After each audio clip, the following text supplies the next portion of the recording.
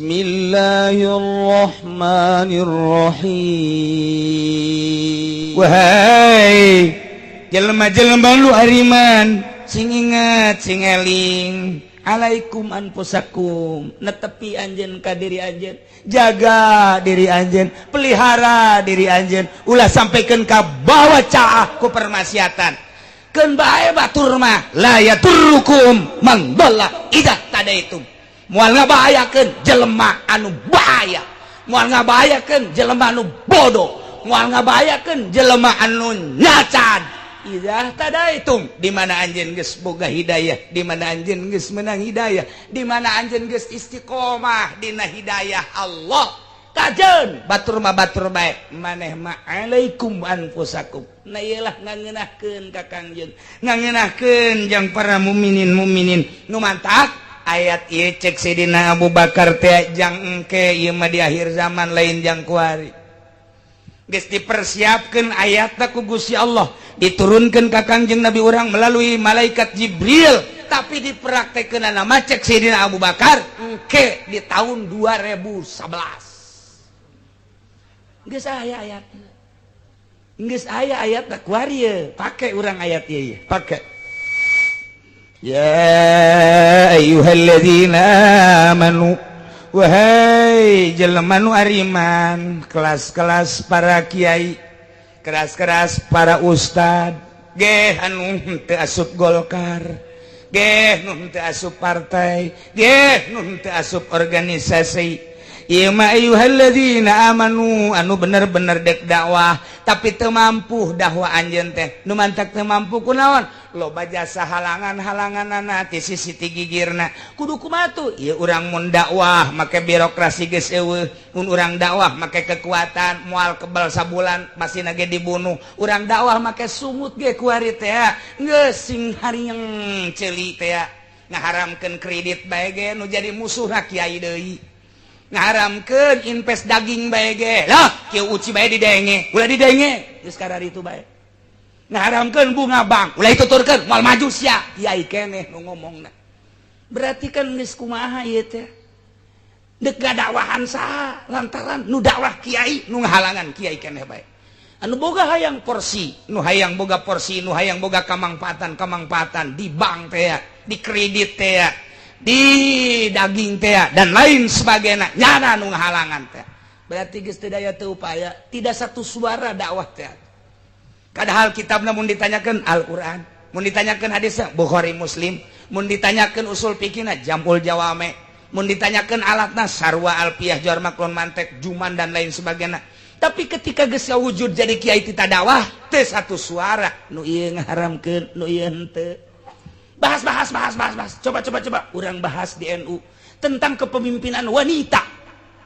Dibahas tadina haram sekian tahun. Di tahun 2000 di tahun itu 26. Hitoh 26 baheula. Tahun 26 sampai di masa Gus Dur haram kepemimpinan wanita sebab NU adalah organisasi sosial keagamaan mutlak. Dikemas ku Ki Hasyim Muzadi boleh. Hese suara geus boleh. Geus bae masyarakat gejang geus kiaina gitu kan ngamenang. Ketika satu suara riba haram, eta teh bunga bank haram, dunia kelasna dibahas di Indonesia, organisasi Muhammadiyah haram, organisasi NU leuwih teu lah ngaharamkeun, berbagai organisasi haram, media kabeh dibaca haram kabeh. Ketika paksaan Amerika melalui IMF datang ke Indonesia, dipaksakan tidak boleh tidak, harus dihalalkan itu kredit, bahas melalui organisasi, harus dihalalkan itu bunga bank, bahas melalui pondok pesantren modern, tayangkan di TV, hasilnya media halal. Dakwahnya siapa yang mengharamkan? Kiai ortodok itu sudah dibahas itu. Di pusat sudah dibahas, di organisasi halal, tinggal urang bae nu dihandap nu nyekelan keutuhan Al-Qur'an ngek kitu bese ae geus kumaha coba hayu deuk ngalawan saha ja anu ngahalalkeun ge kiai keneh.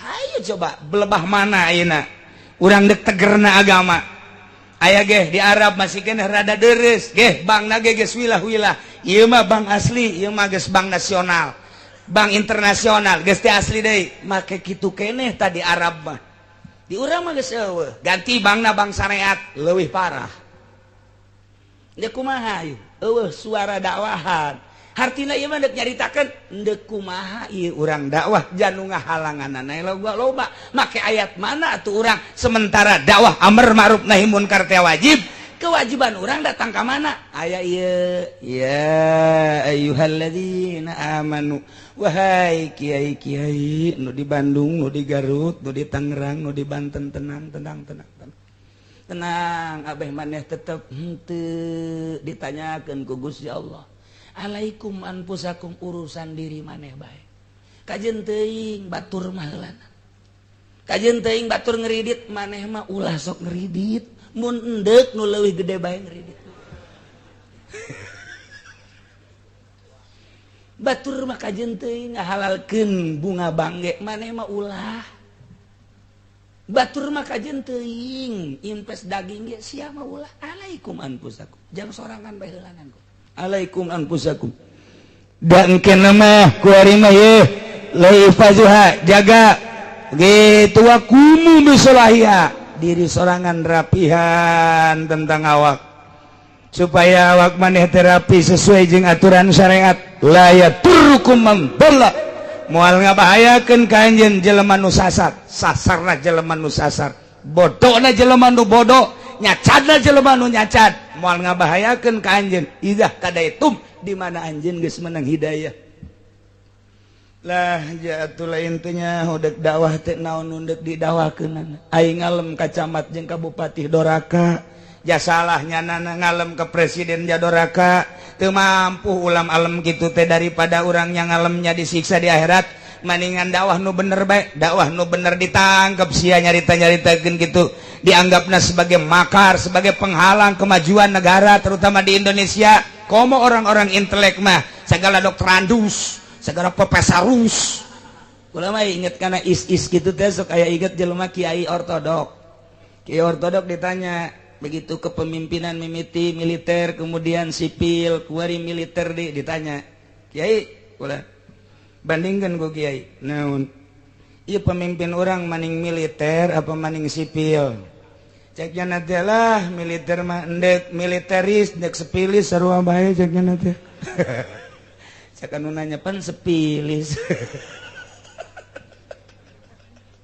aduh mal ngarti orang ketos mah kita mah yang intelek bet mah eta teh urang aing ngomong-ngomong kos kitu teh aya non kitu ngaranna aya tijalikeun cek ieu teh militeris dek sepilis sarua bae kan jadi kieu atunya ieu mah kudu ka dokter atuh mah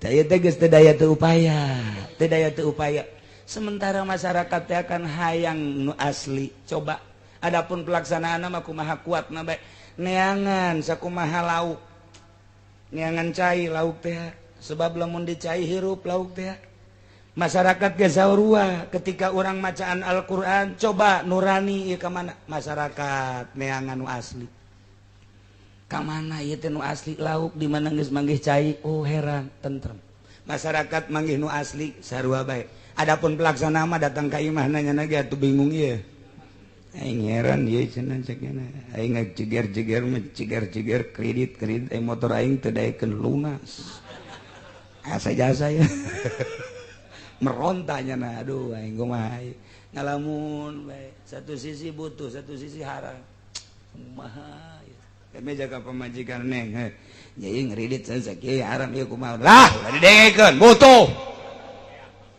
geledeg kenca datang tuh ceknya nanti aing tadi nama neuk rada bener bae aduh hese jasa aduh neng urang ngawarung eta pan modalna ti bank ajo cak kiai ge eta ngeridit gitu haram cenah urang ka neraka mal kebal di neraka mah kebal di dunia mah urang isin bantuan tubur ke motor-motor aja geus ngajina pindah atuh ka Kiai Golkar kakak tinggal salaki be aing ieu salah milih teh naon pamajikan ieu kieu amat sih pamajikan diajak ngaji ka Cilongok ngaji bonceng ayo bonceng lain ngaji milihan aduh barang datang ka imah teh taka hasil ngaji naon beuh kasempak-sempak dibeli dites ku salagina tadi ngaji saya ngadengkeun henteu masyaallah aing salah milih hasanna kajian ku apa nyandung bae gitu ya berat tah lamun geus kitu tah eta neangan nu asli engke jang pertimbangan bejakeun ka nu sejen teu percayaan teh beda bae tetep bae neangan lauk teh neangan cai bae mijah disebut teu kupagi jeung cai tentrem lauk nurani teh kos kitu sebab urang diciptakeun fitrah suci urang teh nah lingkungan urang anu ngadidik urang teu bener lingkungan urang ngadidikna teh ngadidik riba lingkungan urang ngadidik haram lingkungan urang ngadidik bohong lingkungan ketika kembali ka nurani deui di mana sih nu asli ayang nah ieu ayatna alaikum anfusakum ketika aranjeun kabeh hararese jang nyaritakeun dakwah amar ma'ruf nahi mungkar anu bener lantaran nu ngahalanganana di kalangan anjeun keneh cek urang perahyangan mah piring ge tara pake truk jeung kekenceng piring mah jeung piring deui gelas mah jeung gelas deui aya bahasa ti Kiai Hairun gedang hepe manan hepe ku baturna tilok aya gedang hepe katendet ku nangka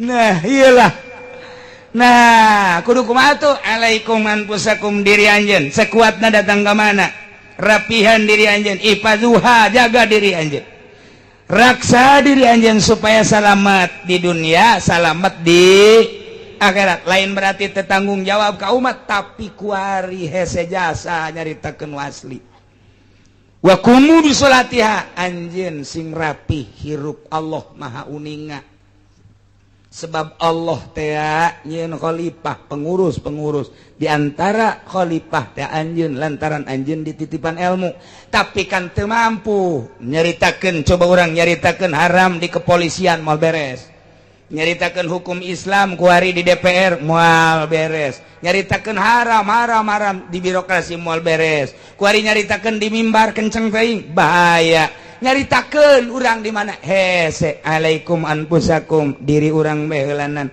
batur ngredit urang henteu batur bunga bank terus bae urang mah henteu batur invest daging urang mah henteu batur mah boga TV gude urang mah minimal nu leutik bae lah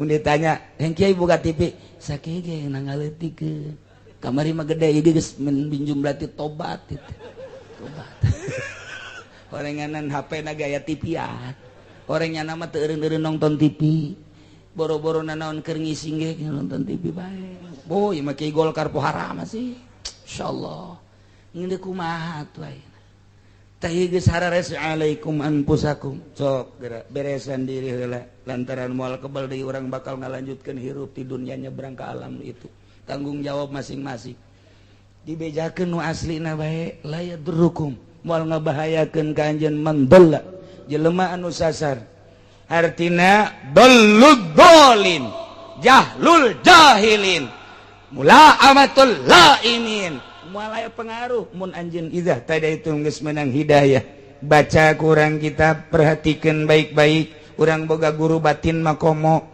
anu urang teh mantep jasa mun urang boga guru kecuali lamun urang teu boga guru dibaca mah dibaca ta Minhajul Abidin dibaca mah dibaca ta Ihya tapi tetep bae wayah ngalalakon mangalakon henteu boga guru encan pernah beat jeung guru teh lantaran pembatalan pan aya can boga guru mah mun boga guru mah pan awas ya ngelengka sia ka arena politik batal sia malek ngalengka sia ka arena eta can bisa tapi mun can bisa ngalengka sia di organisasi eta sia masih keneh kabita ku pamerena sia masih kabita keneh ku pangalemna batal sia moal daekeun lelengkahan ka dieu ih kajet nyana mah nyana bae di politik nyana mah meureun geus bisa di organisasi nyana mah meureun geus bisa sugan sia dakwah sia teh hayang naon sia ha nu sabenerna pan aya boga guru mah kos kitu sia diondang unggal penting muludan hayang naon nu sabenerna secara batin teh ditanya urang teh hayang naon hayang kebeuli apaan sah cicing jadi mah cicing sia cicing lamun sia eta acuana cicing sia siksa sia di akhirat ye jamun cenah dibayar ge bonong cek kiai teh bonong nunggu kitu dibaca kunyana surat Yasin unggal malam Jumat dibaca kunyana jeung anak dibaca kunyana unggal zarah dipakai istighosah baca ittabi'u man la yasalukum ajra wa hum muhtadun tuturkeun ku maneh nabi tuturkeun ku maneh rasul tuturkeun ku maneh wali tuturkeun ku maneh kiai la yasalukum alaihi ajra anu tara menta buruhan tara menta upah sedangkan anu sok menta upah mah moal beres nuturkeunana lamun nuturkeun ka kiai nu teu menta upah mah etalah kiaina wa hum muhtadun nu meunang hidayah taya idah tadaitu idah taya tuturkeun ku sia kiai anu tilok menta upah sebab eta kiai nu tilok menta upah muhtadun lamun sia nuturkeun kiai golkar nu sok menta upah deukeun ku sia ngejebur kabehan sia mada kadituna menang kredit ge ngajebur sia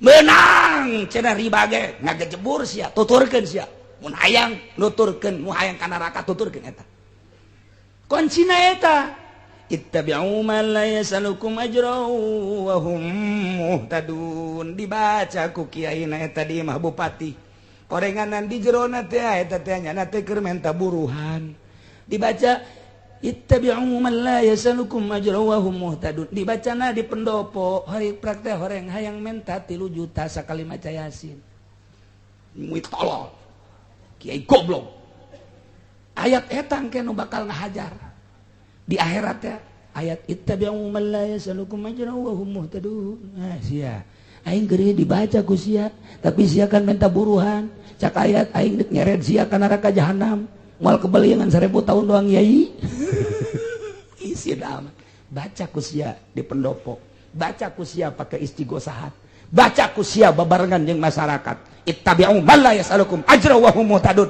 siana ge menta buruhan deuk bener kumaha masyarakat deuk bener kumaha nah sia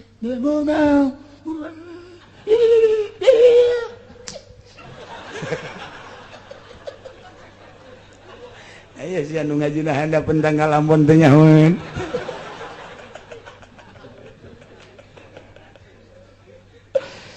iya urang teh butuh penjernihan batin alaikum anfusakum cek Gusti Allah mun geus hese hiruk pikuk manusia geus hese maneh gerak jang dakwah amar ma'ruf nahi munkar nu diwajibkeun jang diri maneh bae ku ari mah ulah tergelincir kana maksiat pamajikan ajak anak ajak lamun boga santri ajak tuduhkeun lamun maneh aya nu ngadengekeun pengajian bae bejakeun nu sabenerna lamun maneh ayeuna mah dihina bae eureun lamun maneh ngaharam-haramkeun kredit aju maneh teu kuat eureun di kelompok eta neangan deui tempat nu saja lamun maneh nyampaikeun bahwa riba buang bank teh eta teh naon kitu ngaranna bunga bank teh riba aju dicemooh maneh eureun daripada engke mana di sel mendingan pindah tempat bae pindah tempat lamun di mana geus hese balik deui ka imah sampaikeun di imah bae di imah ge teu meunang nyampaikeun ka anak bae harewos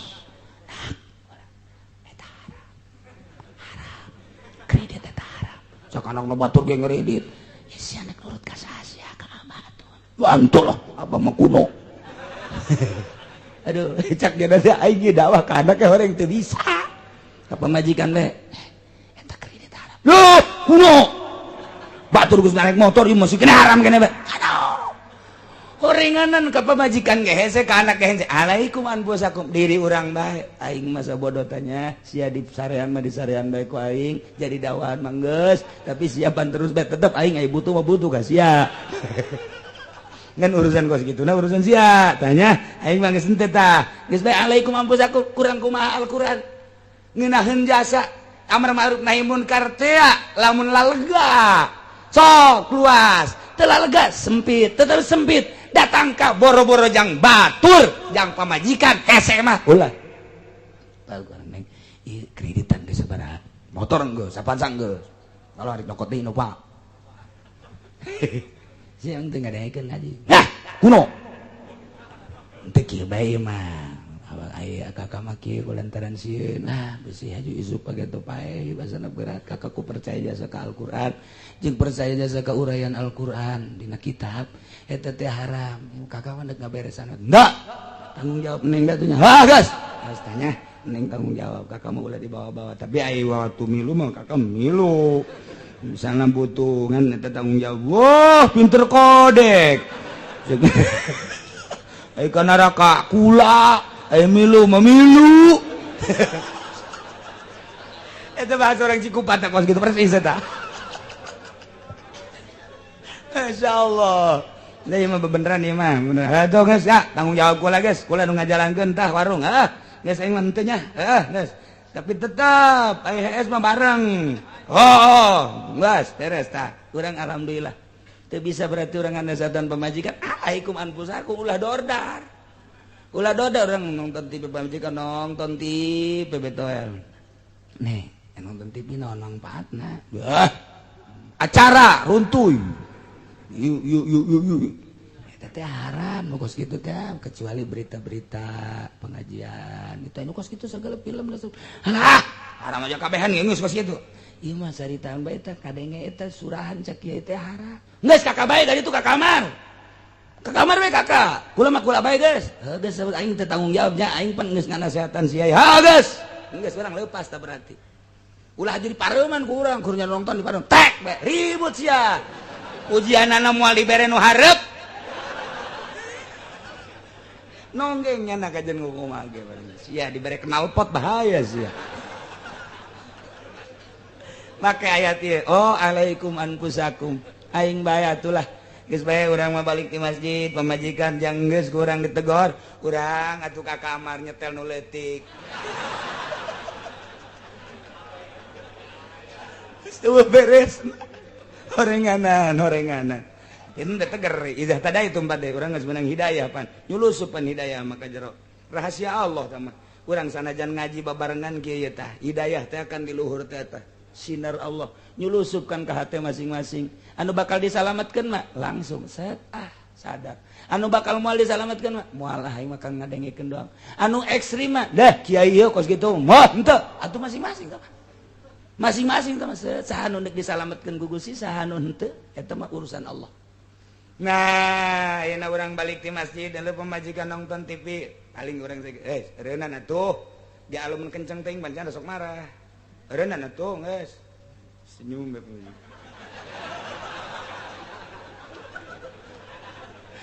urang geus ka kamar kieu bae lah aing mah boga pemajikan gitu terus bae urang leuleuy bae alaikum anfusakum urang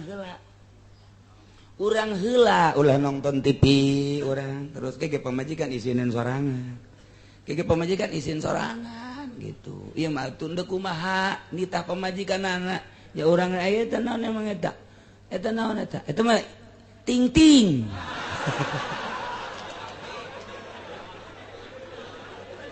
aduh atuh ke akila ge nanyakeun gedean atuh saeutik ceuk cenah atuh ngeudek rumah nyaramna atuh moal bisa tuh kumaha ge urang-urang melu ulah peduli geus insyaallah ulah nyieun huru-hara di imam masing-masing ke salamet teh di akhirat nyana-nyana urang tapi urang negor diajak ngaji siang geus dinasehatan geus tapi sia kitu bae sabodo masing-masing urang teh saimah urang teh sakamar urang teh naon kitu ngaranna saatap tapi di akhirat engke masing-masing salakina mah salamet ka surga pamajikan nama atuh ka neraka sebab di dunia ditoel geus kredit haram ditoel geus bunga bank haram tapi tetep bae ditoel geus kita ulang nonton TV tapi terus bae atuh masing-masing bae jadi ulah nyieun huru-hara berarti dakwah boro-boro jang sa Indonesia cacak-cacak sa imah ge anak bae geus teu bisa alaikum anfusakum diri urang bae heulanan la yaturrukum man dhalla idza tadaitum asal urang geus boga hidayah kuat moal goyang setik-etik aja gila cek sakaul al-murad nu dikarepkeun ku ayat la yaturrukum man dhalla teh min ahlil kitab Yahudi Nasrani kajen teuing Yahudi kajen teuing Nasrani nyana terus-terusan dakwah terus-terusan nyieun permaksiatan lapangan maksiat dijieun kunyana melalui birokrasi, hotel dibangun, nightclub dibangun, remang-remang dibangun, mulai tina urusan-urusan kos kitu, urusan perjudian dibangun, permabokan dibangun. Atuh nyana-nyana urang-urang moal kudu milu kanyana. Urang geus boga hidayah. Ahli kitab wakila cek sakaol al muradu gairu cek sakaol manu dikarepkeun ku bola idah tadatum teh lain ahli kitab. Caha jelema-jelema nu nyieun lapangan termasuk urang geus sarua bae. Artina sa Islam tapi nu ieu mah arahna ieu arah dakwah, nu ieu mah arahna permaksiatan. Eta ge sarua bae moal kudu ngacokeun ka diri urang. Moal kudu ngabimbangkeun ka diri urang. Nyana-nyana urang-urang asal urangna geus izah tadaitum. Mantap ieu hidayah nu mahal mah hidayah anu mahal mah tah ieu teh loba kuari loba jasa Kristen asup Islam di Amerika ribuan asup Islam. Ti mimiti WTC dibom mengenal Islam.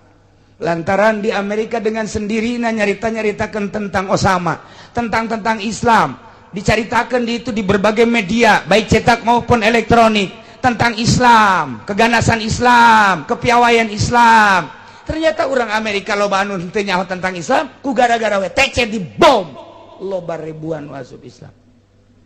Ku gara-gara Irak invasi, Irak dibom, Irak terus dibombardir ku Amerika. Nurani orang Amerika langsung timbul kok pemerintahan orang kiamat ribuan masuk Islam. Ketika kamari Libya dibombardir malah dek demo masyarakat Amerika gitu ka presiden ka Obama, cuman ditahan dan tidak dipublikasikan. Tayete Allah dek mere hidayah mah babari, ternyata kuari dek aya nu nyieun masjid di tengah-tengah kota Amerika cuman can diizinan ku Obama.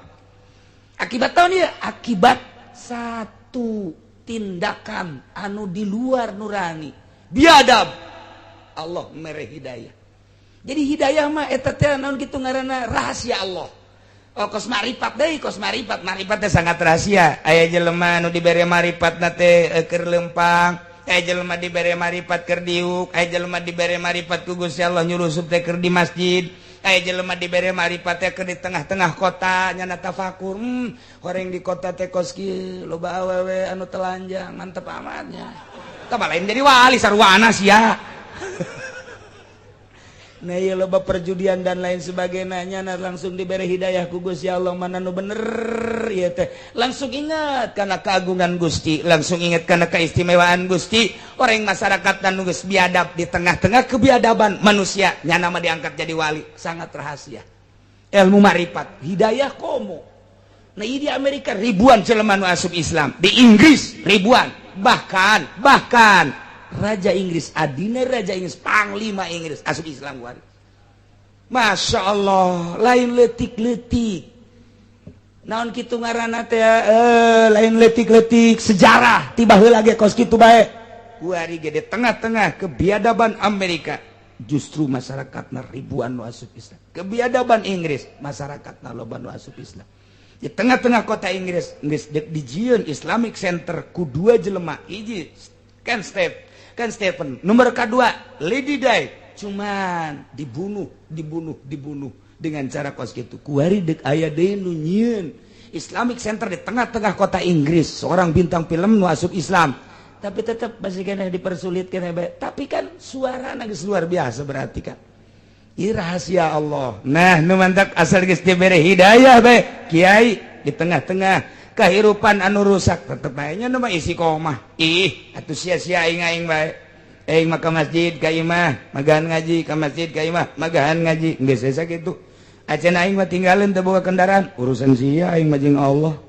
Eueuh da aing geus sakitu bae, engke bakal hurung sinaran teh. Di tengah-tengah poek aya sinar diudag ku jelema. Lamun poek mah cenah di dieu aya lampu. Cenah di dieu aya lampu mana ya lampuna? Pareum. Kunaon parena sekopi. Parem ku sekopi. Sia mah teu kaharti bae sih ku aing matak aing bolak-balik ge. Mun aing bolak ieu cenah di dieu aya lampu mana ieu pan poek amat parem. Kunaon ieu paremna ieu kunaon? Mobil diatut parem. Parem. Cenah di dieu aya lampu ka mana ieu? kuarima atuh hurungkeun hese minyakan emang kunaon gitu pondokna dibangun ku atut parem aing bolak-balik bae sih mah teu ngarti heran aing mah sekampung mah greget aing ka sia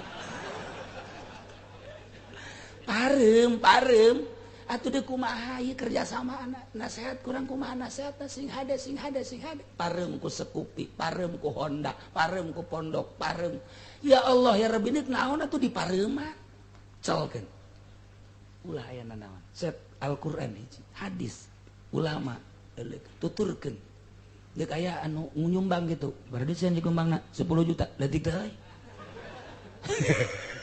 jadi ngarep-ngarep nu gede tolol tong geus ngelentit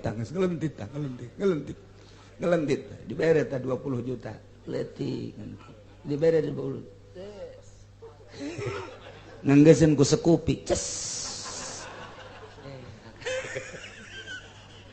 Pandeglang sapandeglang parem Serang saserang parem Tangerang satangerang parem keur carita di Banten pararem kemudian Bogor di Bogor ku pilkada parem Bandung ku pilkada Garut ku pilkada komo kiai di Garut maceng pikri dulur-dulur na kiai malulu nyana ge termasuk kiai mareman pondok-pondok pasantren ku ari nu tadina aya santrian di Garut tadina 50 ku ari geus wassalam tinggal pondok bae 2 tingkat santrina eueuh nyanana geus teu ngaji wassalam pikri ini kumaha teh mareman teh mareman ulah kitu geus cing teger bae urang mah ngaharamkeun haram bae deuk nurut kajen teh aing mah jang diri aing bae wayang ngomong aing mah ngomong bae sia deuk ngadengekeun los teu kajen sanggeus ngadengekeun deuk make deuk teu sabodo sia aing mah aing bae sesuai jeung aturan sia teu percaya dibuka ku aing kitabna tah eta teu akur pahamna leg-leg paham sia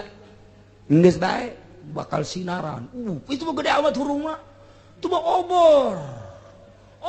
obor mah penuh deket kacaangan nu jauh kasih lalatuan eta obor ana di luhur mad cak aing mah sia lamun endek maca Quran coba bae atuh ganti ulah Quran nu eta depan kitu bahasana tadi coba atuh neangan Quran anu ulah nyaci maki ka pangeran atau ganti bae sita ganti bae tuh Qur'ana kuari mah menang buatan mameh da maneh ge bisa atuh mad anu nginaheun Quran teh henteu nyaci maki kabelah dieuna teh nyaci maki pangeran jadi anteng urang pangeran eta keneh kadua ulah osok nyarekan anu mabok abe urang peing we terus kan nginaheun nomor katiluna bangsa riba-riba segala kreditan ulah sok diharam-haramkeun si mat eta bahkan kebutuhan urang teh mau jang ngaji urang kan beli motor ngeridit kan bisa ngaji urang beli mobil sarua ulah sok diharam-haramkeun si mat lah masa kos kitu teh bunga-bunga bank segala lah tuh biasakeun bae si mat neangan di bae tuh Quran nu anyar nyieun deui nu ulah aya haraman sih aduh kabeh menang bae tuh kabeh menang nyogok menang tah Quran nu eta tah nu hayang mata Quran tuh nu Quran di Quran teh anu nyogok menang riba menang bunga bank menang teh eta ngabohong menang eta nu kitu bae tah Quran tah ngeurah coba neangan nu kitu tah nyieun bae ku sorangan ulah ieu haram itu haram asal teu puguh tah Quran nu eta mah teu puguh asana sudah tidak serasi lagi di Indonesia Quran yang itu mah cari atuh Quran yang lain. Kuari gosara itu ngomong tarolol kabeh mahasiswa goblok. Iya. Sudah tidak akur atuh Quran yang dulu itu dipakai di Indonesia. Wah tuh ortodok dong kita. Hayang deket bae ka jelema sesuaikeun ku aing sungut teh sih. Ye goblok tuh budak ngomong. Tapi emang kos gitu.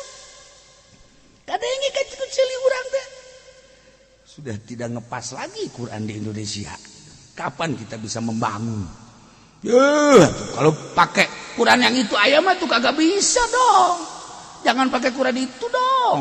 Ya, Quran itu ayam mah kagak ayahnya nama tuh orang kampung Melayu merenya. Iya, kagak enak dah. Iya ngedengerin kagak enak. Jadi kita kagak bisa ngebangun kalau Quran itu ya haram lagi ya kagak enak itu mah. Kita ngeridit ya haram, kita ngambil uang bank kapan enaknya? Ya, udah kagak enak dah Quran itu kita ambil lah Quran yang baru dah. Bikin coba suruh Ki Pudoli bikin Quran yang baru coba tuh. Tarolo jelema kuari garoblok. Aju kiaina nurut bae deh. Ya kiaina ceramah na kos gitu. Ya, aya darurat teh mah tuh mun atuh teh naon ngridit. Oh masalah sih. Eta kan kebutuhan. Urang kan lamun teu boga motor nyawa sorangan kan hese. Teu boga mobil kan hese. Oh masalah lah pokokna proposal atuh ka pemerintah terus, kredit atuh terus. Oh harapan ya nama. Takut anu eta ngeunaheun tah. Asana lalega perasaan. Kur anu eta mah lalega aja. Ngan engke di akhirat sia dibeulem tah lalega rasakeun ku sia tah. Urut di dunia lalega tah kuari tah. Masyaallah sakedeung doang ge ieu di dunia mah ki mak amat. Sakedeung anu nyeunan proposal bae tujang pondok pesantren lain ulah ngan lain ngaji gitu maksudnya. Eta mah jang sekadar dunia. Menang 10-20 tahun ditinggal tuh. Aju di itu di jero kuburan, aju di naon gitu ngaranna dihisab. Tah aja sieun urang mah kos kitu. Tawa dagang make modal tibang. Ngeunah dagang 10-20 tahun maju ditinggalkeun. Ya, di jero kuburan kan disiksa. Emang ngeunah. Kuari urang ngeridit geunah. Motor ngeridit, mobil ngeridit, imah ngeridit, gincu ngeridit. Gincu ge kan gincu mending mun warna beureu mah coklat. Masyaallah. Aja dipake ku salakina tolol. Tah ieu ge ngeridit di kabeh. Aja di akhirat ge disiksa. Naon geunahna? Maning ditapaan bae kuari urang dasar rempit cetik. Tapi orang di akhiratna kalem tenang ngontak neangan pamajikanana nu tadi teh ngomong mun urang dek ngeridit teh kalah ulah sok aja ngeridit kitu Kak dek ngeridit naon ieu ngeridit motor lah Kak sapira motor mun dek mobil Kak sial pamajikan goblok tah ieu geudaheun urang boga pamajikan bisa diiskeun hate salaki Kak geus ulah ngeridit urang moal kebel hirup di dunia ye panjang partai ngaji ka ditu lah ngaji urang bisa ngeteng kene aya kene angkot geus bae urang angkot bae lah lain kitu aing motor mah daripada urang ngeridit Kak ngeunah ge cak urang tapi cak agama Kak ih teu ngeunah jadi bisa ceramah ye UMZ pan ganti na kula Kak eta geuraheun kan eta teh nyadar mah nah geuna enta urang mun boga pamajikan kos kitu tapi lamun kieu mah Kak ngaji urang kana angkot bae cara batur bae sih Kak kita urang taekeun taraf hidup urang Kak ja bisa atuh urang ge ja batur ge bararisa meuli motor atuh lah sapira make KTP doang DP-na sabaraha DP-na sabaraha tuh kan si eta mah ahli jasa kana DP kadang Gusti Alisia itu emang pinarakain mah kos kieu nyahoan jasa tuh iya nu tadina titah neangan Quran nu sejen atawa ganti bae mantap ka dieuna faman azlamu mimman iftara 'ala Allahi kadziba lain nanyakeun saha anu leuwih zalim lain sebab neangan anu leuwih zalim dia ditanyakeun ge moal aya eueuh hiji jelema anu leuwih zalim mimman iftara 'ala Allahi kadziba tibatan jelema anu nyieun kabohongan ka Gusti Allah ngabohongkeun ka Gusti Allah majar teh aya pangeran salian ti Allah eta tanu panggede-gedena jelema zalim lamun hayang nyaho jelema nu pangzalim-zalimna mah jelema anu dijieunna ku Allah tapi nyembahna lain ka Allah pangzalimna sakali dia BKD ku Cilisya jelema nu pangzalim-zalimna mah jelema nu dijieun ku Allah tapi nyembahna ka bayu ka kayu tapi nyembahna ka batu eta nu pangzalimna nyembah ka kayu ka batu bakal geus jelas aya deui nu nyembah ka jabatan eta jelema nu pangzalim nama jelema anu boga sesembahana jabatan nu pangzalim nama jelema nu boga sesembahanana teh harta meme hudang geus kitung duit meme hudang nyana mah nyana ya mun keur hees dibere duit dihitung bari peureum eta jelema tolol eta kok mau hudang mah kan kulator geus dihareup geus poho ka salat poho ka zakat poho ka sagala rupa eta kan upang zalim nama jelema nu mangeranan salian Allah boga tekadna ge urang lamun teu boga ijazah mah hese dahar maca 2 kalimat syahadat sia emang ijazah nu mere dahar tuh urang lamun teu boga jabatan mah teu kumaha jabatan pake tatanggelan ku manehanana jabatan cing tahta pake tatanggelan eta mun hayang nyaho ka jelema nu pangzalim-zalimna tah jelema anu diciptakeun ku Allah nyembah lain ka Allah nyembahna ka patung nyembahna ka kayu nyembahna ka batu nyembahna ka jabatan nyembahna ka harta nyembah ka salian ti Allah boga rarasaan bahwa eta teh boga kekuatan rarasaan teh harta boga kekuatan rarasaan teh dunia boga kekuatan rarasaan teh jabatan boga kekuatan asa aing sagala rupana boga kekuatan patung boga kekuatan harta ka keris keris ieu mah mantak dipandian bae ku aing teu meunang sambarangan ieu memandianna ge kudu tanggal 12 bulan Mulud bae jeung dipandianna ge kudu make endog 7 rupa endog Masya Allah karim haju di huutan saeutik make kembang 7 rupa kembang haju bandianana ge ieu mah kudu sareupna teu meunang sambarang teu meunang kadeuleuan ku sasaha jeung kudu sataranjang mandianana ge teu meunang make pakaian ya Allah ya Rabbi atuh saya jurig dah hayang kos kitu kumaha atuh eta nu kos kitu percaya bahkan aya nu percaya ka cincin sagala lain sambarangan jadi mah cincin iya pernah dicoba aya awewe ditanya aju teu daekeun nembala belum tahu dia sekali dia nanya tedek nembalan ge 3 kali ini sama jauh utama ka 3 kali tedek nembalan ge diketrokeun jaga bener-bener eta mengudag-udag lah eta laga Masya Allah diudag terus sama cincin manjur jasa parah jasa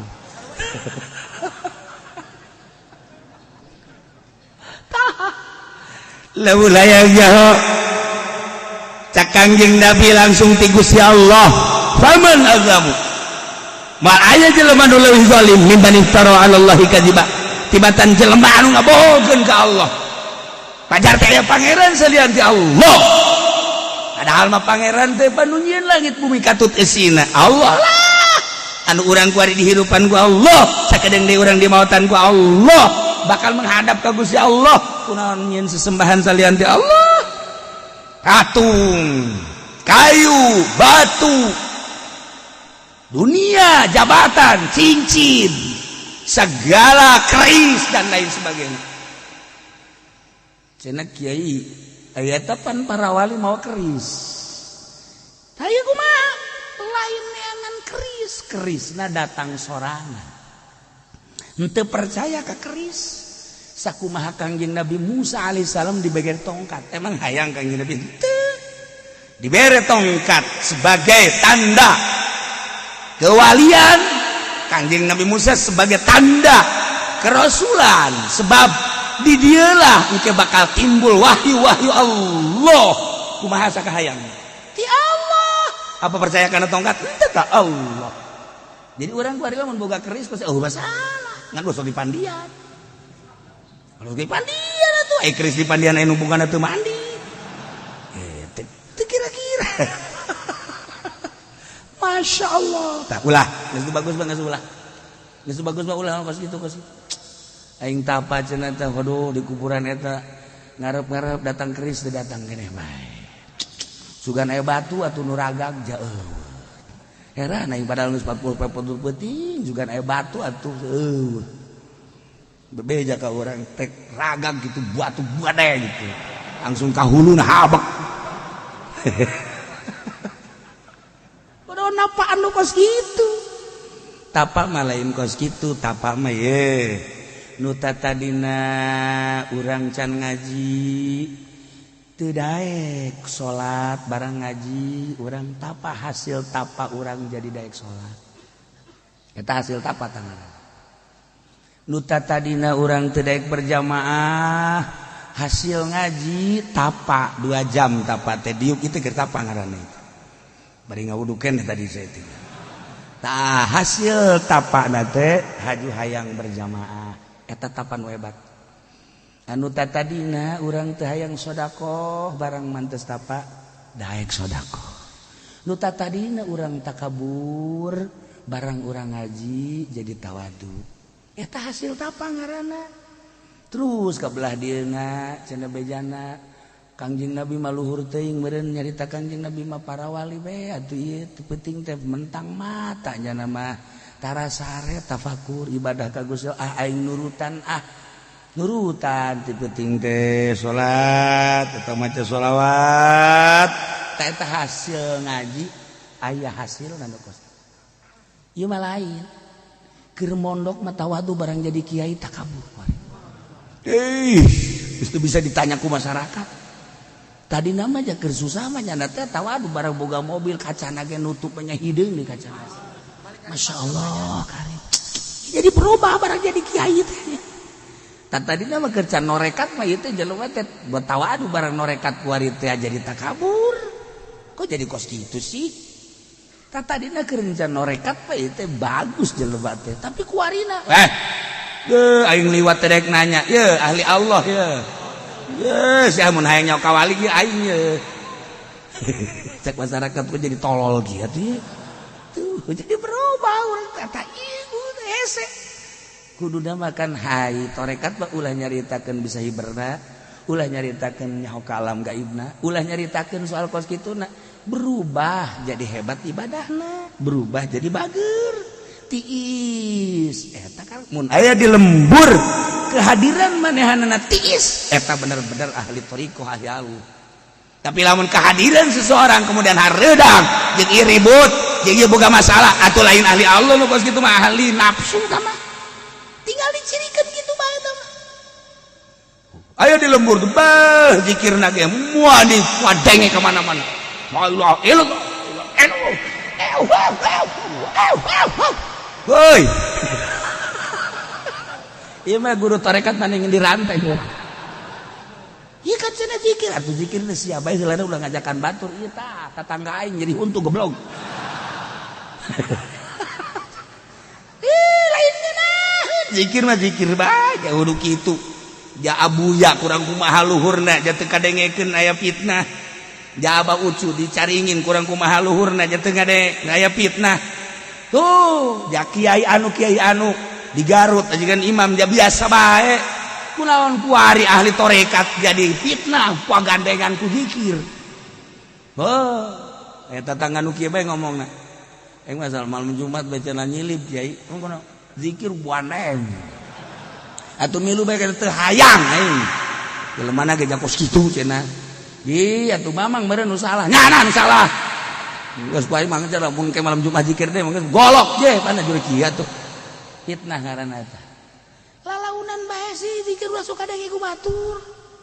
Matak naon lalaun.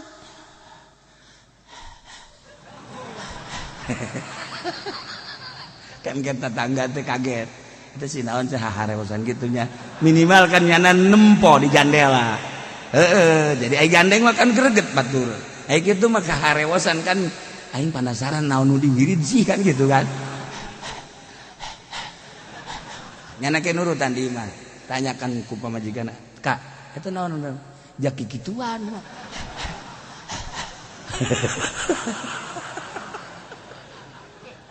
Tetep bae. Lamun lain dicekel ku ahlina timbul fitnah. Lamun lain dicekel ku ahlina timbul fitnah. DPR lantaran kuari nu nyekel tahta DPR lain ahlina encan marejeuna jadi DPR jadi fitnah di masyarakat. Bae lama jadi DPR teh rapi komo petilu mah kan ngaraji ka dieu ka Abah zaman Haji Said almarhum zaman Abah Haji Suud di dieu Minggu teh DPR teh mereka kopiah, mereka batik, mawa kitab DPR petilu. Bu di Tangerang lamun aya petilu teu make kopiah dicerekan ku nya. Ini partai Islam, bari ngebohong-ngebohong. Jangan makan sedep kan. Kuari mah DPR teh ya Karim, ya Karim, ya Karim, ya Karim, ya Karim, ya Karim. Tuh kan. Ieu mah keur carita mangga bae teh mah haknya na. Ngan deuk kumaha percayana urang ka DPR. Sebab dicekel lain ku ahlina. Eta keur carita di negara. Terus kaluhurna sabodo sia teh mah terus ngan toser doang. Iya kuari agama dicekel lain ku ahlina atuh bal beres. Kuari toriko lain dicekel ku ahlina. Toriko mah urusanna gaib, batin, ulah kudu disebar-sebar. Engke jelema nanyakeun sorangan. Lain disebarkeun. Marilah kita ijazah toriko. Kubro. Toriko kubro. Aju nu ngomongna setuk toriko kubro. Sarariah jasa. Tuh, kudu toriko mah. Langkahnya na bertoriko, ucapannya na bertoriko, pagaweannya na bertoriko. Sebulan, setahun, 2 tahun, 3 tahun, teu kudu dicaritakeun teh lain kos kitu toriko mah. Engke naranyakeun eta si jelema bagus amat. Bager amat. Ngan kikituana ulah yang dibaguskeun ulah dibageukeun ieu mah dampakna. Bagon urang lamun kos kitu mah aing kos kitu hayang dibaguskeun atuh ngaranna tah mah lain toriko. Sareatkeun. Terus ibadah ka Gusti Allah penting mentang mata aya jelema anu perlu ditulungan ribut ulah bola milu lain bidangna kenaya antep urusan dunia mah mangga bae urang mah kuarikeun geus beralih gadadahan syariat urang melalui toriko urus bae heula toriko engke jadi perhatian manusia kok beda sih beda kadeulina lain deui anu datang ge Waalaikumsalam. Abdi teh bade ijazah toriko. Ih, atuh sanes ijazah toriko ka dieu teh. Sakali mah teh, 2 kali mah teh. Terus lamun endeg teh mah dititah anu heula lamun nurut karak. Bener berarti. Ieu mah lain. Waalaikumsalam. Abdi teh bade ijazah toriko. Wah, emang ieu mursyid. Entos ulah ka mana-mana. Teu aya deui nu mursyid iwal ti abdi. Bahkan haji nage kuari geus digelaran haji mursyid. Abdi ngaranna haji mursyid, gelarna gelar mursyid, abdi teh geus mursyid, geus pang mursyid-mursyidna. Bejaan masyarakat kabehan. Tarolol goblok, tolol boloon. Naon ieu tah? Lain, fitnah. Tenang, toriko bah. Panti ditu nage. Di mana-mana dimarahan ulah marah toriko. Di mana-mana batur teu silaturahmian. Di mana-mana batur ngomongkeun ulah ngomongkeun eta toriko. Ieu mah lain. Batur encan marah can goblok. Teu bisa sia teh jadi anak buah aing. Goblok sia mah sujud sia. Sujud sia lamun teh sujud awas sia. Ku galedeg sia. Toriko si kos kitu. Enak. Nah, mantek besi aya di lembur-lembur ngembang-ngembangkeun toriko segala gandeng-gandeng zikir geus ulah dituturkeun. Fitnah. Tenang toriko mah ngabagusan lain ngagorengan lain ngafitnahan. Teu meunang ngajakan toriko mah engke loyog sorangan hayang wauh ka Allah urang teh ka mana aya neanganana. Waalaikumsalam. Abdi teh ngaos entos di anu santri atuh boga ngan hayang wauh ka Allah. Teu bisa wauh ka Allah baca kula lagi can wauh ka Allah. Kitu toriko ieu lain. Ya hayang wauh ka Allah makan. Ai can wauh ka Allah mah teu hararese naon ge. Ye geus bertetangga jeung Allah. Da umal kabel ngabesa di budak jeung Allah.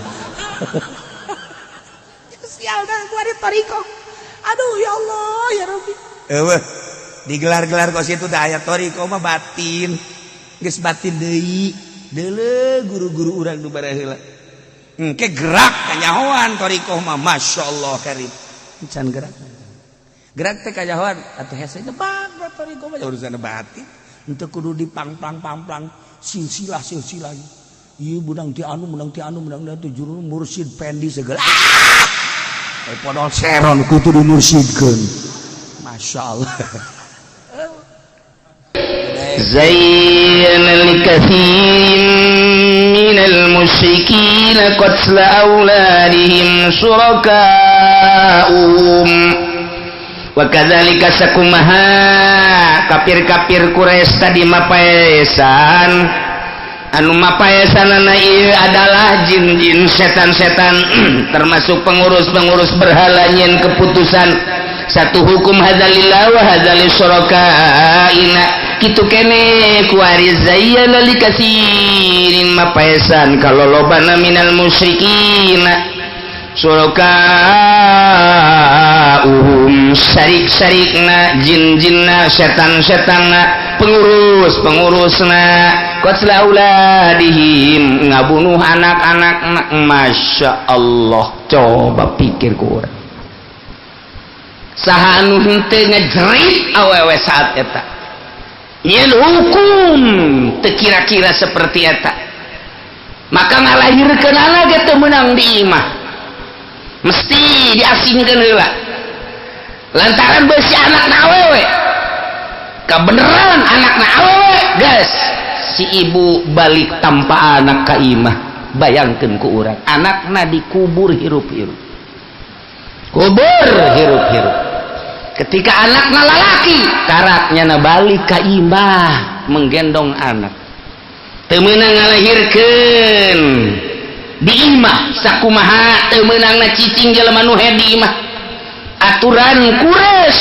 saat eta dipimpin ku Abu Jahal sidang paripurna orang head teu meunang cicing di imah tetep kudu diasingkeun kejala geus rapi geus suci ka karak bisa ka imah cak nyalahang awewe kerhen paneta lamun kadengen ku awewe nyeri lamun kuari diterapkan model kos kitu atuh pan masya Allah hukum sangat biadab ieu teh keputusan sidang paripurna orang head tidak boleh bersatu di keluarga sebab nyalakeun ngaluarkeun getih najis cak Abu Jahal dengan penggawa-penggawana asingkeun ke geus suci geus bisa dipake balik deui pan kira-kira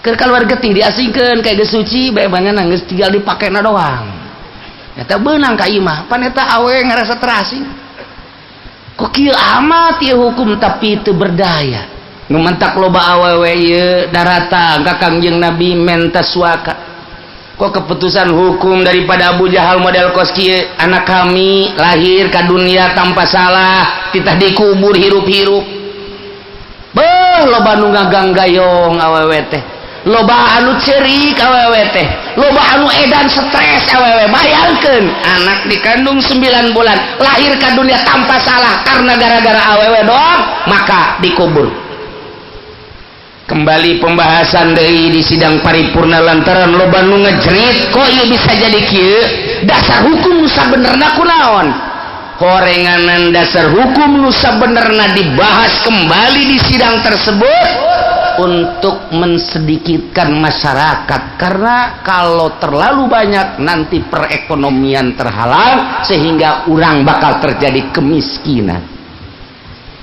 orang baheula geus di jaal geus di lawan kitu geus dimusyawarahkeun jeung setan-setan sieun miskin teh geus dibaheula sieun miskin padahal dipake ka sieun miskin mah terus bae kuari dipake kasieun untuk mengangkat derajat masakin ternyata nyana nu dayut nu miskin mah miskin bae aja biasa tak ida tanpa pola pikir urang Quraisy kupar-kupar teh seperti eta sehingga diputuslah satu hukum anak awewe kubur lantaran ieu nu ngalobakeun masyarakat sehingga engke perekonomian tersendat-sendat akibatna engke urang jadi miskin jadi keputusanana sieun miskin bunuh anak masya Allah ialah keputusan anu luar biasa nu mantap tujuanana horeng liurduhum waliyalbisu alaihim dinahum nu mantap ngayakeun seperti eta pengurus berhala termasuk jin-jin anu membisiki ndek ngagejeburkeun nyilakakeun kupar kures kahiji nomor kaduana ndek ngalirukeun kana agama nenek moyang lantaran baheula agama teh Kangjeng Nabi Ibrahim terus kabelah dieuna timbul Kangjeng Nabi Isa alaihi salam. Kangjeng Nabi Isa teh bakal dipanggil engke ku Gusti Allah, Isa kula nun Gusti maneh teh di dunia teh di pangeran-pangeran, ku orang Amerika di pangeran-pangeran, ku orang Inggris Prancis, termasuk di Indonesia nu Katolik, Kristen jeung Protestan. Apakah maneh pernah ngadawakeun bahwa maneh teh sebagai pangeran Tritunggal? Gusti abdi pisan-pisan. Abdi mah hanya seorang rasul. Saha nu nganyatakeun bahwa maneh rasul? Itu bae coba panggil orang bojong saurang. Saha? Haji Junaid maju dek dinaonkeun ka dieu malaikat susuk ka dieu dieu aya naon mana umat sa umat Kangjeng Nabi Muhammad asa baca salawat carang ned fokus bae ku ari wajag malaikat ai maneh pangeran maneh sa Allah. Ai Nabi mana? Rasulullah, Rasul abdi adalah Kangjeng Nabi Muhammad. Pernah ngainstruksikan wajib ngayahokeun dikanyahokeun Nabi aya sabaraha? 25 Rasul wajib dikanyahokeun. Kahiji Adam, 2 Idris, 3 Nuh, 4 Poho. Net malaikat. Siapa Poho? Sekolot malum lah. Tapi ingat bahwa 25, ingat 25. Nuka 25 sa Kangjeng Nabi abdi Kangjeng Nabi Muhammad memeh Kangjeng Nabi siasa ned Nabi Isa teh nabi rasul bener cak guru abdi di mana guru ente neangankeun coba sok neangan proposal guru abdi mah ulah nu eta aja ka malaikat silakan tah mah ngagejebur nu asli aya nu asli mah guru abdi lah dhaif kajian dhaif ge anu tilok aya rekayasa anu sok proposal kitu mah rekayasa eta pugu abdi ge aju teu ngaku guru kanyana ieu bae coba aya tah saha sia ngaran abdi Jafar boga santri 3 hiji budug 2 lehoan bae 3 hitut bae oh iya sia Jafar nu sok didongeng-dongeng teh bener abdi. Saya bener boga murid dia ngaran Junaid bener. Ieu mah normal ieu mah teu hitut bae. Ngainstruksikeun kumaha? Abdi ngainstruksikeun pangeran teh Allah, Nabi teh Kangjeng Nabi Muhammad Rasul teh jeung wajib dikanyahokeun Rasul Nabi 25. Hiji bisa tamatanya nama tah. Tetangga 17 bae mah nya. Kada 18 na bagon mantoknya na ge. Nu jelas nyana ngainstruksikeun bahwa Kangjeng Nabi Isa teh Rasul Allah Nabi. Oh jadi lain pangeran lain tuh cak Kangjeng Nabi Isa bisa ditanyakeun deui coba ka kiai-kiai nu mamana di dunia hayo cokot di Saudi Arabia, cokot di Madinah, cokot di Irak, cokot di Iran, cokot di Tangerang, sanajan kiai proposal ge tetep nyana bahwa Isa mah lain pangeran tetap nabi teteh ya bener tuh Gusti saksina horenganan umat Kangjeng Nabi Muhammad tuh jadi saksi umat Kangjeng Nabi Muhammad teh urang teh jadi saksi Masya Allah luhur pangkatna jadi saksi atuh mentak sing ada nyaksianana jadi ini di pangeranan teh si Isa ku masyarakat Kristen Nasrani siana teu pernah dawat teu sama sekali bener saksi bahwa kula teu pernah dawat tuh Kangjeng Nabi berikut umatna jeja bener tah iya coba iya hukum orang Quraisy seperti ieu kumaha abdi nuturkeun Abraham Kangjeng Nabi Ibrahim alaihissalam baheula ngabunuh anak nu ngaran Ismail ku abdi diteruskeun terjadi henteu apa pembunuhanna henteu aya siakan teruskeun bae disidang ke di hareupeun Gusti Allah Masya Allah karim tah ieu Kangjeng Nabi Isa disaksianana ge disaksianana kurang Isa fulan apa maneh teh ieu ngaku pangeran henteu kok tuh masyarakat teh ya ku hari Natalan cenah merayakan kelahiran Tuhan aya emas sia saha aream aya bapak sia teu boga bapak abdi mah eta bisa ngalahirkeun wallahu alam tanya bae Maryam ka ditu aya maneh teh kelahiran jadi Natalan kelahiran Tuhan jadi sia teh pangeran anak pangeran emas sia pangeran jadi bapak sia pangeran aing ye di antarana cek pangeran teh ye disekutukeun jeung sia ye ku Kristen ku aing sia Kristen blon das seret ku aing ka neraka aing disarikeun jeung Maryam disarikeun jeung Jibril disarikeun jeung sia Tuhan Allah Tuhan indung paya Tuhan indung sagala Tuhan anak sagala atawa Tuhan Allah kudus atawa dan lain sebagainya. Nah iya aing terido cek Gusti Allah Aisyah teu pernah dakwah mah Isa ieu bae nu nuhankeun ka sia Tritunggal tilu jadi hiji ti mana horeng tilu jadi hiji bes ku aing diseret cek masyarakat ari eta nu milu natalanana sarua ka neraka jeung nu milu natal-natalna ka neraka bae geus kabeh sebab eta adalah bentuk daripada ibadah Natal teh. Jadi berarti merayakan ibadah Kristen neraka. Watung mangane ngaya Haji Ja'far didinya.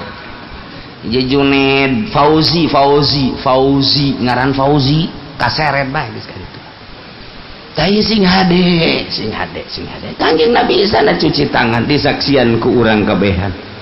Ulah diseliru-selirukeun. Nah, iyalah Abu Jahal beserta para penggede Quraisy saat eta nyeun hukum teh hiji jin suraka pengurus teh untuk menyasarkan, nyesatkan, ngarusak. Nomor kedua, lil bisu alaihim dinahum. Ndek ngaburkeun, ndek nyalirukeun antara nu bener jeung nu salah. Iyalah nduk kuari terus makin ka dieu makin keliru, makin ka dieu makin keliru, makin ka dieu makin keliru. Urang ngabahas nu asli ge agag-agagan. Boro-boro ngabahasna naon? Riba. Kuari geus hampir eueuh riba. Dihulah, dihelah, dikulah, dikelah, keliru akhirna.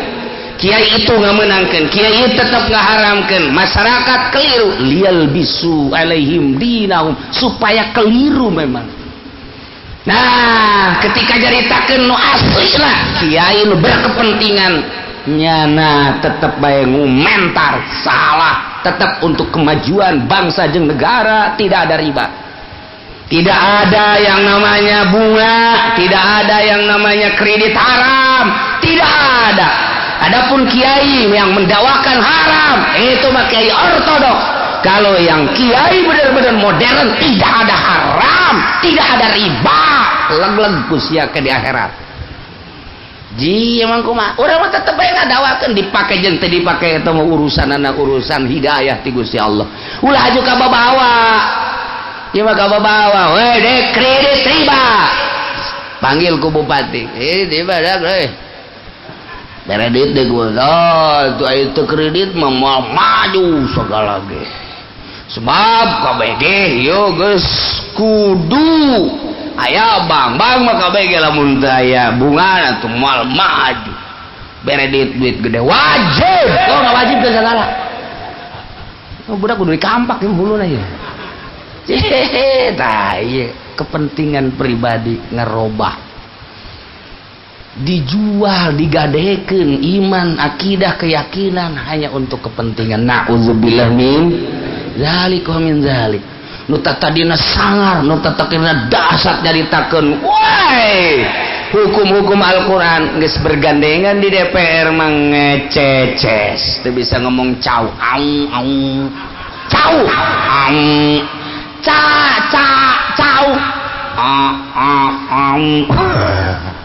kayak Golkar blon itu geus teu beres. Eueuh we nu bisa jelas-jelasan sehingga masyarakat bingung lah nuturkeun ka kiai itu bae. tolak tilu jadi hiji aya keterangan anak coba uraian ulama na tuh sing jelas aya padu hadis can dikemas cing coba bongkar nu sabener-benerna muinu kuari beda jeung umbi baheula mah mengharamkan ikut natalan saha Buya Hamka mah nyana mah geus jelas-jelas haram mukminin mukminat di Indonesia ikut natalan tak pernah dicabut eta teh tapi kuari ikutan ka ditu naudzubillah min dzalik wa min kehilangan satu Buya Hamka kehilangan tokoh agama anu handle kehilangan Gus Dur hiji nu nyaritakeun kejujuran berpolitik dua klikuk kuari urang deuk saha coba tuh makin mendak mautul alim mautul alam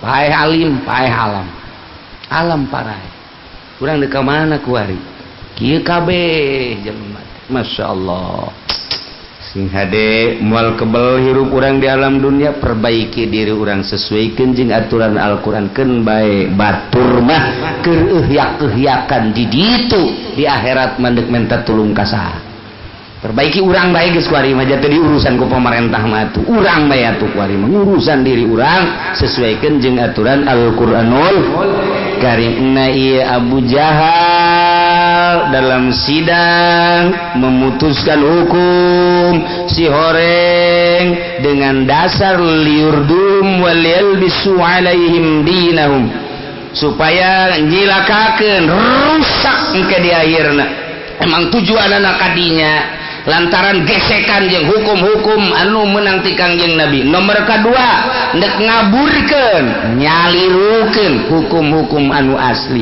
nyana mawa sejarah ti Kangjeng Nabi Ibrahim ujung-ujung nama walau sya'allahu ma fa'alu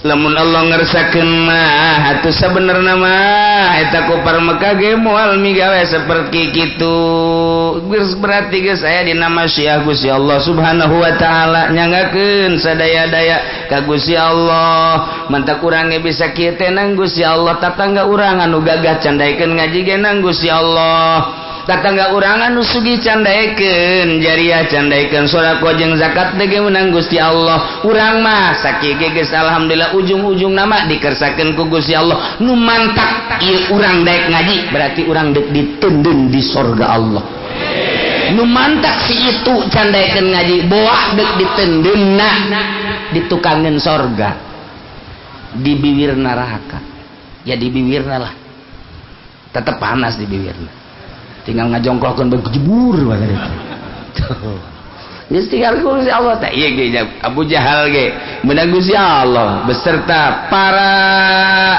kitu penggede Quraisy meunang masyiah Allah walau sya'allah mun Allah ngersakeun mafalu jeung moalnya ge moal kos kitu nu mentak geus fazarhum tinggalkeun Muhammad wa ma taf'alun wa ma yaf'alun jeung pagawean-pagawean antep anjeun Muhammad sesuai jeung aturan risalah sampaikan risalah hukum-hukum ti kaula cek Gusti Allah adapun itu keun antepkeun kufar Quraisy jeung pagaweanana nyeun kemasan hukum anu salah antap kege ngelae sorangan urang ge tinggal boga keberanian bae sebenarnya mah kuari hukum-hukum anu kuari dikemas nu kamari kieu ke dirobah jadi kitu ke gorobah jadi kieu itu buatan manusia mah kitu bae lamun urang boga keberanian nyampaikeun Al-Qur'anul Karim komo dijadikeun undang-undang mah mantep luar biasa moal robah-robah ngan dipasrahkeun ka urang deui kabehan ja urang ge boga wakil-wakil rakyat silahkan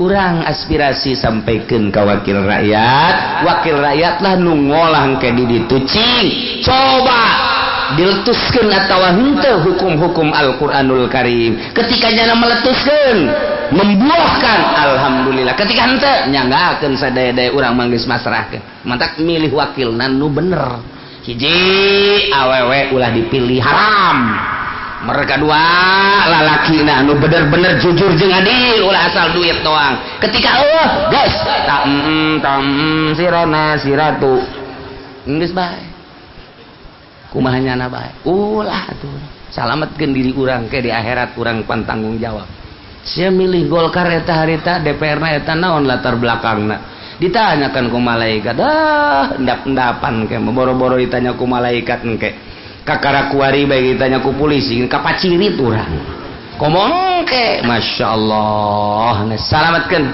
diri urang nu karunya ka diri urang hanya urang nu ngarasakeun panas urang nu ngarasakeun tiis kuari urang nu ngarasakeun lapar urang nu ngarasakeun dahaga urang gering urang nu hayang ka dokter urang anu hayang lantaran nyaah ka diri urang eueuh nu leuwih nyaah ka diri urang tibatan urang engke di akhirat sing hade tu gara-gara urang salah engkeuy-engkeuyan jeung ngilu satabrang parahna engke saha nu ngarunyaan aya lain diri urang mantak mumpung urang aya kesempatan kuari nu geus manggeus tobatan tinggal ka hareup sing bener sok teangan ilmu Al-Qur'anul Karim pake salat rapihan puasa rapihan zakat rapihan bergaul rapihan moal kebal deui urang paeh asup ka alam barzah tanggung jawab urang tinggal hukuman selanjutnya bakal naon coba waqul hadhihi anam wallahu alam bisawab.